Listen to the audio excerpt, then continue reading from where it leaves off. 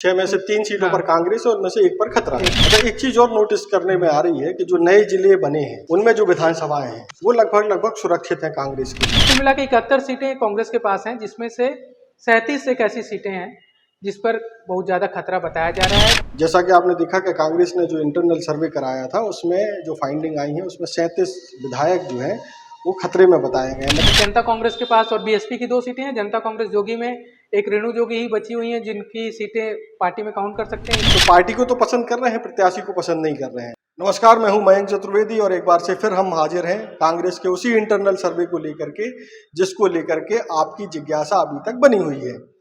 आज हम बताएंगे आपको कि बिलासपुर में यानी बिलासपुर संभाग में कांग्रेस की स्थिति क्या है। इसके पहले हम 4 संभागों के बारे में आपको कांग्रेस की स्थिति के बारे में अवगत करा चुके हैं। आज जो हम बिलासपुर संभाग को जिसके बारे में जो हम बताने वाले हैं उसके पहले हम आपको बता दें कि बिलासपुर संभाग छत्तीसगढ़ का सबसे बड़ा संभाग है विधानसभा सीटों की संख्या के लिहाज से, और मौजूदा स्थिति में कांग्रेस के 14 विधायक इसी संभाग से आते हैं। तो बाकी जो है संभाग में क्या स्थिति है कांग्रेस की, उनकी इंटरनल सर्वे में क्या फाइंडिंग निकल करके सामने आई है, उसे बताने के लिए हमारे साथ फिर से मौजूद हैं न्यूज़बाजी के संपादक नीलेश त्रिपाठी जी। त्रिपाठी जी, आपका स्वागत है। बताएं और कि इस बार जो है अंतिम जो संभाग है, इसके पहले हम 4 संभाग के बारे में बता चुके हैं, जो 5वां संभाग है इसमें कांग्रेस की स्थिति क्या है? देखिए, ये संभाग जैसे आपने बताया कि काफी महत्वपूर्ण संभाग भी है विधानसभा सीटों के लिहाज से भी, क्योंकि सबसे ज्यादा सीटें 90 की जो सीटें हैं उसमें सबसे ज्यादा संख्या सीट आ रही है, ये विधानसभा का बिलासपुर संभाग है और इसमें 24 कुल सीटें हैं। और 2018 के इलेक्शन की अगर हम बात करें तो बीजेपी की ओवरऑल स्थिति खराब थी। इसमें कोई मतलब 15 सीटों में सिमट गए थे 15 साल की सत्ता के बाद। लेकिन अगर संभागवार हम देखें तो सबसे मजबूत स्थिति में बीजेपी इसी संभाग में थी। रायपुर में भी स्थिति थोड़ी ठीक थी, लेकिन बिलासपुर बनस्पत ज्यादा ठीक रही। कांग्रेस के लिहाज से बाकी संभाग के हिसाब से इस संभाग में स्थिति पहले भी उनकी तुलना में, जब बाकी संभागों की तुलना कर रहा हूँ, सीटों की संख्या यहाँ पे भी काफी ज्यादा है लेकिन उसकी तुलना में थोड़ी कम थी। तो इस लिहाज से भी कांग्रेस वहां पर पहले से अगर देखा जाए तो थोड़ा सा कमजोर दिखती है वहां दूसरे संभाग की अपेक्षा। तो 24 सीटें हैं कुल। 24 सीटों में मौजूदा हालत में आपने बताया कि 14 विधायक हैं कांग्रेस के, लेकिन जब 2018 के विधानसभा चुनाव के परिणाम आए थे तब की स्थिति में 13 सीटें कांग्रेस के खाते में थी। एक सीट जनता कांग्रेस जोगी के जो मुखिया थे, पूर्व मुख्यमंत्री अजीत जोगी, उनके खाते में गई थी। उन्होंने जोगी कांग्रेस के खाते में गई थी। अजीत जोगी जीते थे वहां से, मुखिया जो हैं, और लेकिन मरवाही सीट से उन्होंने जीता था। बाद में उनका देहांत हो गया बीच में ही, तो फिर एक उपचुनाव हुआ, उपचुनाव में कांग्रेस को जीत मिली। तो अब 14 कुल सीटें हैं। जब ये सर्वे हुई तब भी कुल 14 सीटें थी संभाग में कांग्रेस के पास। इनके जो इंटरनल सर्वे हैं उसके मुताबिक 7 सीटें ऐसी हैं जिन पर इनको खतरा है, लेकिन उन 7 सीटों में 6 रेड लाइन की हैं और 1 येलो लाइन की सीटें। अच्छा, मतलब 6 सीटें ज्यादा खतरनाक स्थिति में है कांग्रेस के लिए और 1 में कुछ कम खतरनाक है। हाँ, मतलब हम जब पहले वीडियो में जिसमें बताया था कि ये रेड और येलो लाइन में जो बांटी गई है, तो 1 सीट ऐसी है जो येलो लाइन में है, बाकी 5 सीटें जो है 6 सीटें हैं वो रेड लाइन की है। अच्छा, इसको हम जिलावार अगर जिलावार में हम अगर शुरू करें, पेंड्रा मरवाही, कोरेला पेंड्रा मरवाही जो नया जिला बना चुनाव के बाद से, मतलब पहले कुल 5 जिले थे इस संभाग में। नई सरकार बनने के बाद 2018 में जब कांग्रेस की सरकार बनी, इसके बाद 2 और नए जिले इस संभाग में जुड़ गए। एक कोरेला पेंड्रा मरवाही और दूसरा जुड़ा शक्ति, जो जांजगीर चांपा से अलग हुआ, और ये जिला जो अलग हुआ वो बिलासपुर से अलग हुआ। तो ये कुल मिला के अभी 7 जिले हैं इस संभाग में। गौरेला पेंड्रा मरवाही से अगर हम शुरुआत करें तो यहाँ पर एक ही सीट है जो गौरेला पेंड्रा मरवाही, कुछ हिस्सा कोटा का आता है लेकिन उसको हमने बिलासपुर में काउंट किया। तो ये इस जिले की सीट है एक, और एक पे अभी कांग्रेस की मतलब विधायक हैं और उनकी स्थिति ठीक बताई जा रही है, तो यहाँ पर इनको खतरा नहीं है इस जिले में। इसके बाद हम आते हैं मुंगेली में। तो मुंगेली जिला ऐसा था जहाँ पर 2 सीटें हैं विधानसभा की और दोनों सीटों पर कांग्रेस को जीत नहीं मिली थी, तो इस सर्वे में उसको शामिल ही नहीं किया गया है। दोनों सीटें जो मुंगेली की थी, एक जनता कांग्रेस की जो धर्मजीत सिंह है, जिन्होंने पार्टी से इस्तीफा दे दिया है हालांकि, लेकिन किसी पार्टी को ज्वाइन नहीं किया अब तक ऑफिशियल। तो एक उनकी सीट थी, दूसरी सीट बीजेपी के खाते में थी। तो इस जिले में कांग्रेस 0 पर थी, 2 सीटों में से दोनों में हार मिली थी। तो ये भी जिला सर्वे के लिहाज से बाहर हो जाता है। इसके बाद एक बड़ा जिला है रायगढ़। रायगढ़ में कुल 5 सीटें हैं। रायगढ़ इसलिए भी महत्वपूर्ण है क्योंकि एक मंत्री वहां से आते हैं, उमेश पटेल, नंद कुमार पटेल की अपनी, जो पूर्व कांग्रेस के जो गृह मंत्री भी प्रदेश के रह चुके हैं, और कांग्रेस के प्रदेश अध्यक्ष रह चुके हैं। नक्सल हिंसा में उनका देहांत हुआ था। उनकी अपनी सीट है, उनके बेटे अभी लगातार दूसरी बार विधायक हैं, उमेश पटेल, उनकी एक सीट आती है। खरसिया जो है वो इसी जिले का हिस्सा है। इसके अलावा कुल 5 सीटें हैं, मतलब इनके साथ मिलाकर इस जिले में टोटल 5 सीटें हैं, जिसमें बीजेपी को मतलब हार का सामना करना पड़ा था। एक भी सीट पे बीजेपी को जीत नहीं मिली थी इस जिले से। तो कुल 5 सीटें कांग्रेस के खाते में थी 2018 के विधानसभा चुनाव में। इन 5 में से 3 सीटों पर खतरा बताया जा रहा है। अच्छा, तो ये एक है कि रायगढ़ में 5 में से 3 सीटों पर खतरा है। इसके बाद एक जिला आता है जांजगीर चांपा और दूसरा है शक्ति। तो ये भी जिला सीटों के लिहाज से काफी बड़ा जिला है। दोनों को मिला दें तो हम 6 सीटें हैं। इसमें हमने दोनों को एक ही में काउंट किया है, क्योंकि अभी नया नया जिला बना है शक्ति। तो कौन सा विधानसभा कितना किसमें टच हो रहा है ये हमारे इस लिस्ट में नहीं है, क्लियर नहीं था। तो हमने इसको पुराना जांजगीर चांपा जिला ही रखा हुआ है और इसकी कुल सीटें 6 हैं। इसमें शक्ति इंक्लूडेड है, शक्ति की जो जिले हैं उसको इंक्लूड है। तो मैं व्यूअर को पहले ही इस पे क्लियर कर देना चाहता हूँ कि दोनों को मिलाकर 6 सीटें हैं। 6 में से जब 2018 के विधानसभा चुनाव की हम बात करें तो कांग्रेस के खाते में 2 सीट आई थी, 2 सीट बीजेपी के खाते में आई थी और 2 सीट जनता कांग्रेस जोगी के अलायंस में लड़ी थी बहुजन समाज पार्टी, उनके खाते में आई थी। तो बीएसपी की 2 सीटें हैं इस जिले में और इसके अलावा 2 कांग्रेस के पास और 2 बीजेपी के पास। तो 6 में से 2 सीटें थी और इनकी जो इंटरनल सर्वे है इसके हिसाब से 1 सीट पर खतरा है। तो 2 में से 1 सीट पर इस जांजगीर चांपा जिले में। तो इन दोनों जिलों में बनस्बत बाकी जिलों की तुलना में स्थिति ठीक है, थोड़ी ठीक है। और इसमें भी शक्ति और जांजगीर मिलाकर एक जिला है।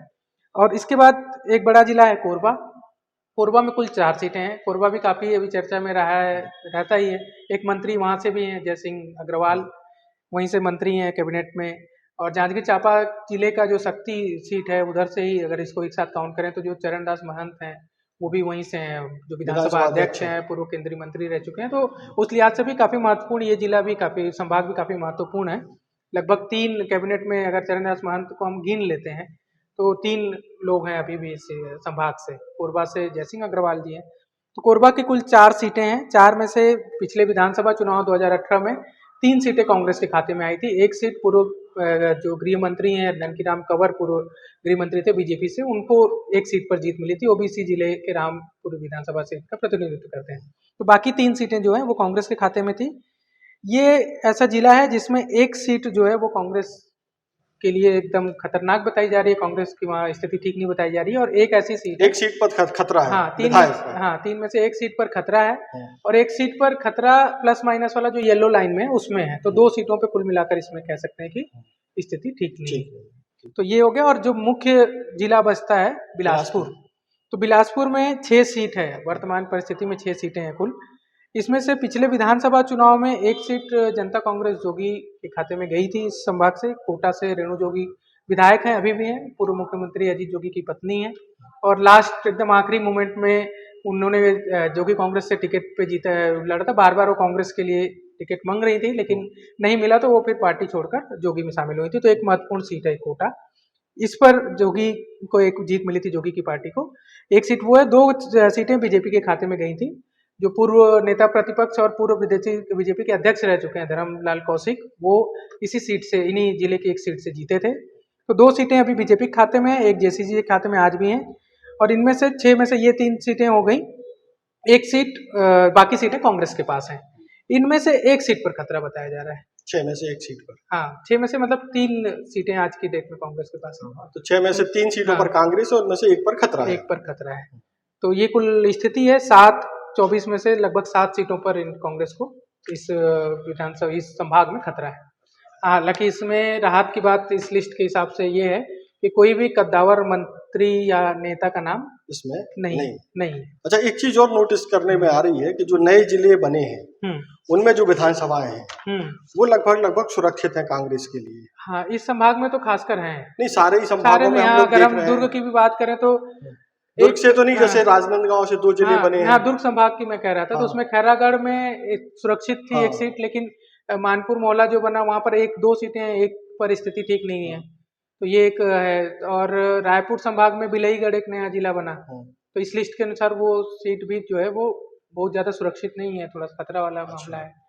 तो ये जो मतलब संभाग कुछ की जो बात नए करें, जिले बने हैं हाँ उनमें से कुछ में हाँ स्थिति कांग्रेस के लिए मजबूत है और हाँ कुछ में डामाडोल है। डामाडोल है, लेकिन जैसे सरगुजा संभाग में जो नया जिला बना वहां पर स्थिति ठीक बताई जा रही है कांग्रेस की। तो ये मिला जुला है जिले, अगर जिले में बांट दें तो कुछ कुल मिले जुले स्थिति है। लेकिन अब ये आखिरी अगर संभाग के हिसाब से हम इस अंतिम में बिलासपुर का दे रहे हैं तो एक बार मुझे लगता है कि ओवरऑल पर भी एक बार चर्चा हो जानी चाहिए। तो कांग्रेस का एक इंटरनल सर्वे था जो अभी हाल में ही आप लोगों ने कांग्रेस पार्टी में जो बदलाव देखे, संगठन और सत्ता दोनों में, सरकार में भी बदलाव आया, ऐसा कहा जा रहा है, जिस सोर्सेज से हमको मिला ये बताया जा रहा था कि जो अभी हाल फिलहाल आला कमान की दिल्ली में बैठक हुई उसके बाद जो बदलाव हुए उसमें बहुत महत्वपूर्ण था, ये सर्वे को प्रमुखता से रखा गया था। इसके अलावा भी ये सर्वे ऑफ सर्वे हम लगातार कह रहे हैं कि 4-5 सर्वे का एक जिस्ट है, तो इसको रखा गया और स्थितियां बताई गई। जब ये कहा जाने लगा कि कांग्रेस की स्थिति, तो अगर आज की जो स्थिति है, मौजूदा हालात हैं, उसमें 90 में से 71 सीटों पर कांग्रेस के विधायक हैं। बीजेपी 15 जीती थी, लेकिन आज की मौजूदा स्थिति में 13 हो गए हैं। एक तो हिंसा में जिनका देहांत हो गया वो सीट नहीं जीत पाई उपचुनाव में बीजेपी, दंतेवाड़ा का। इसके अलावा अभी एक सीट खाली हो गई, इनका देहांत हो गया वैशाली नगर विधानसभा से जो विधायक थे विद्यारतन बसीन। तो मौजूदा हालत में 13 सीटें बीजेपी के पास बचती हैं। और इसके अलावा जनता कांग्रेस के पास और बीएसपी की 2 सीटें हैं। जनता कांग्रेस जोगी में एक रेणु जोगी ही बची हुई हैं जिनकी सीटें पार्टी में काउंट कर सकते हैं। इसके अलावा जो 2 विधायक थे, एक का तो देहांत हो गया 3 में से, और जो 2 उस पर कांग्रेस जीत गई, और जो 2 विधायक थे वो पार्टी छोड़ चुके हैं। तो वो किस पार्टी में जाएंगे वो अभी स्थिति स्पष्ट नहीं है।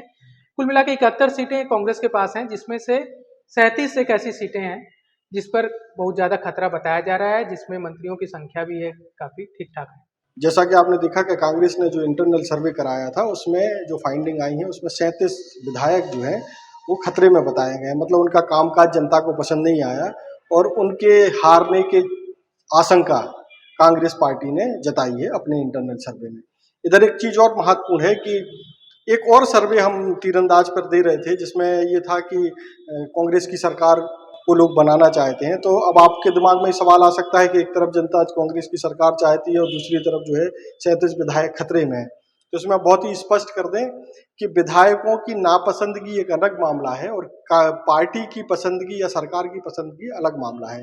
मान लीजिए कि अगर लोग कांग्रेस पार्टी को चाहते हैं या बीजेपी को चाहते हैं, किसी भी पार्टी को चाहते हैं, तो पार्टी को तो पसंद कर रहे हैं, प्रत्याशी को पसंद नहीं कर रहे हैं। तो अगर मान लीजिए कोई दल अपने प्रत्याशी को बदल देता है तो उसके जीतने की संभावना, पार्टी के सत्ता में आने की संभावना बढ़ जाती है। और अगर मान लीजिए कि पार्टी को पसंद नहीं कर रहे होते तो फिर व्यक्ति कोई भी खड़ा हो उसके जीतने के चांसेस मुश्किल हो जाते इसका हैं। एक बड़ा उदाहरण 2018 का विधानसभा चुनाव है, हाँ। जिसमें बीजेपी की जब सरकार थी तो लोगों का जब फीडबैक आने लगा तो ये आने लगा कि बीजेपी से नाराजगी किसी की मतलब नहीं दिख रही थी। सत्ता के मामले में अगर हम पार्टी की, जैसा आपने कहा कि चेहरों से नाराजगी है, सरकार के काम या फिर उनकी पार्टी से नाराजगी वाला स्थिति नहीं थी। तो 2018 में ये चीजें बीजेपी को झेलनी पड़ी थी। अगर सीधे तौर पर जब बात आप करते थे तो बीजेपी से किसी की नाराजगी नहीं दिखती थी सीधे तौर पर कि हमको बीजेपी को बदलकर किसी और पार्टी को लाना है, ऐसा नहीं था। लेकिन जो लोग थे, जो चेहरे थे बीजेपी के, जो विधायक मंत्री, हाँ, ये बात उस समय भी आई थी कि संघ का एक अपना इंटरनल सर्वे हुआ है, बीजेपी संगठन का इंटरनल सर्वे हुआ है, जिसमें ये कहा जा रहा था कि कम से कम आप 50% सीटें बदल दो। आखिरी तक ये चर्चा भी चलती रही। अगर जो लोग राजनीति की खबरों से जुड़े रहते हैं या राजनीति पे दिलचस्पी रखते हैं, वो अगर अपने आप को थोड़ा सा बैक में ले जाकर रिकॉल करेंगे खुद को, तो याद आएगा कि 2018 चुनाव से पहले ये चर्चा हो रही थी कि बीजेपी लगभग अपनी 50% सीटें बदल देगी।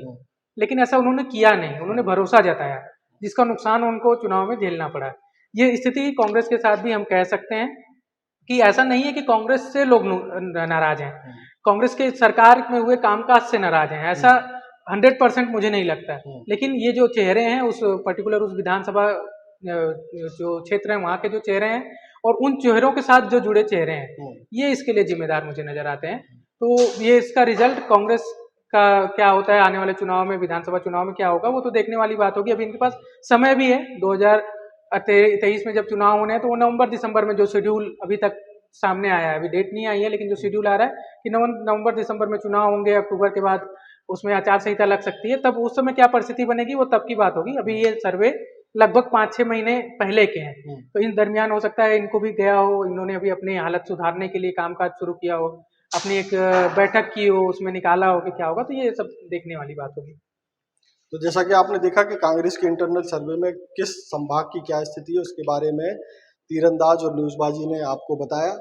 अब इस पूरे सर्वे के दौरान बहुत सारे लोगों ने वीडियो पर बड़े रोचक कमेंट किए हैं। हम बहुत जल्दी उन रोचक कमेंट्स को लेकर के भी एक वीडियो आपके सामने लेकर के आएंगे। तब तक के लिए नमस्कार।